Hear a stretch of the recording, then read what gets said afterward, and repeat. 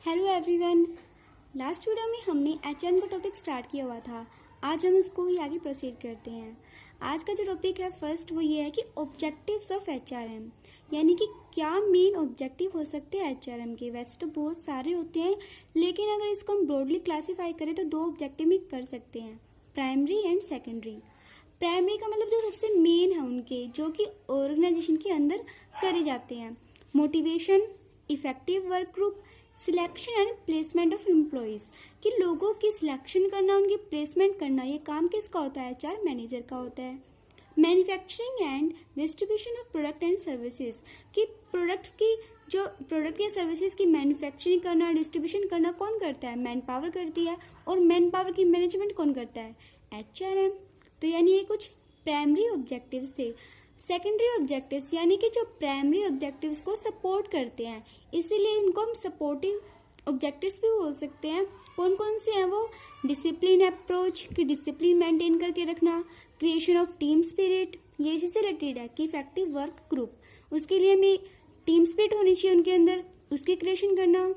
Establishment of human relations, objectives related to human factor, development of employees efficiency. Obviously हम HRM के अंदर लोगों की डेवलपमेंट करते हैं, अपनी ऑर्गेनाइजेशन के अंदर काम करने वाले लोगों की डेवलपमेंट करना, उनकी मैनेजमेंट करना, जिससे क्या होता है? वो इफिशिएंट होते हैं। फॉर्मेशन ऑफ इफेक्टिव ऑर्गेनाइजेशन, अगर हमारी ऑर्गेनाइजेशन में इफेक्टिव एम्प्लॉय काम करेंगे तो हमारी ऑर्गेनाइजेशन भी क्या होएगी? इफेक्टिव होएगी। ये कुछ ऑब्जेक्टिव से एचआरएम के।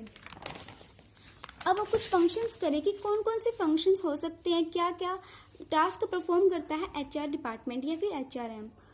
तो इसको हम टू पार्ट्स में डिवाइड कर सकते हैं, managerial function and operative functions. Managerial function ये बिल्कुल भी नया टॉपिक नहीं है, हम शुरू से पढ़ते आ रहे हैं। मैनेजमेंट के कुछ फंक्शन होते हैं, मेनली 5 होते हैं, planning, organising, staffing, directing and controlling. यहाँ पर बस क्या डिफरेंस है कि हम ह्यूमन रिसोर्स की करते हैं, ह्यूमन रिसोर्स की प्लानिंग करते हैं, उनकी ऑर्गेनाइजिंग करते हैं, स्टाफिंग करते हैं, डायरेक्टिंग करते हैं, कंट्रोलिंग करते हैं। नेक्स्ट क्या है? ऑपरेटिव फंक्शंस, यानी कि उनको ऑपरेट करना कैसे है, इसी से रिलेटेड, बस थोड़े से नाम अलग है। फर्स्ट क्या है? टू गिव एम्प्लॉयमेंट, ऑब्वियसली हम लोगों को एम्प्लॉय करते हैं, रिक्रूटमेंट करते हैं, ये काम है। कॉम्पनसेशन का काम है। Works related to human resource development, training और डेवलपमेंट भी करी जाती है एचआरएम के अंदर।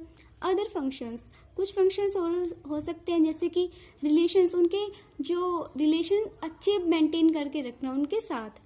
Personal and family problem, advisory centre, यानी कि एक एडवाइजरी सेंटर ओपन किया जाए ताकि उनकी पर्सनल या जो फैमिली प्रॉब्लम है उसको भी कंसीडर करे जाए। ऐसा ना हो कि सिर्फ हम काम से रिलेटेड ही उनसे बात कर रहे हैं, उनको इम्पोर्टेंस देनी चाहिए हमें, ताकि उनसे हमारे रिलेशंस अच्छे बने रहें। नेक्स्ट टॉपिक क्या है? स्कोप ऑफ एचआरएम, कि एचआरएम के अंदर कौन कौन से एरियाज कवर होते हैं। First of all administration of organisation, की ऑर्गेनाइजेशन के अंदर एडमिनिस्ट्रेट करना कौन करता है? HRM. Manpower planning. Next क्या है? Work related to training and development. Fourth one is determination of wages and salaries, कि लोगों की वेजेस एंड सैलरीज कितनी हो, इसकी डिटर्मिनेशन भी कौन करता है? एचआरएम, एचआर मैनेजर ही करता है। Administration of employees related benefits and services, यानी कि कॉम्पनसेशन से रिलेटेड जो डिसीजन होते हैं वो भी एचआर लेता है। Research related to human resource, records related to human resources, maintaining labour relations. ये कुछ स्कोप थे एचआरएम के। स्कोप का मतलब जो एरियाज कवर होते हैं एचआरएम के अंदर, ह्यूमन रिसोर्स मैनेजमेंट के अंदर कौन कौन से एरियाज कवर होते हैं। नेक्स्ट टॉपिक इज क्वालिटीज, यानी कि एक एचआर मैनेजर के अंदर कौन कौन सी क्वालिटीज, क्या क्या स्किल्स, क्या कुछ क्वालिफिकेशंस होनी जरूरी हैं एक एचआर मैनेजर के अच्छे बनने के लिए। एक अच्छे मैनेजर के अंदर क्या क्या क्वालिटीज होनी चाहिए?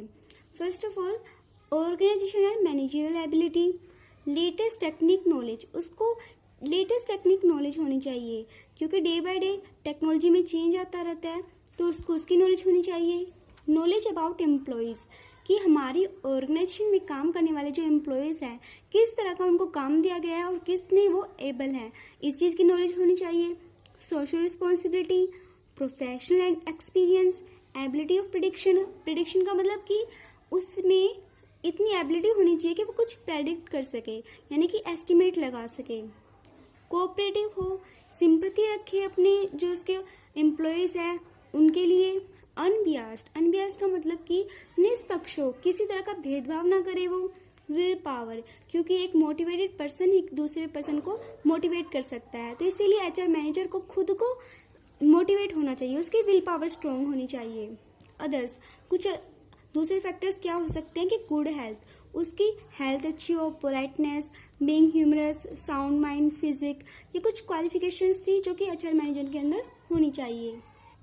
एक छोटा सा टॉपिक ये आ सकता है शॉर्ट क्वेश्चन आंसर में कि different jobs and carriers in HRM, या फिर हम ये बोल सकते हैं कि क्या क्या डिफरेंट पोस्ट हो सकती है एचआरएम के अंदर। हमने ये तो पता है कि एचआर मैनेजर होते हैं, उसके अलावा और कौन कौन सी पोस्ट हो सकती हैं? HR specialist, HR managers and HR executives. इसको हम इलेबोरेट करके लिख देंगे, ये शॉर्ट क्वेश्चन आंसर में आ सकता है। आज की वीडियो में बस इतना ही। एचआरएम से रिलेटेड जो बाकी के टॉपिक्स है वो हम नेक्स्ट वीडियो में कवर करेंगे। Okay, thank you.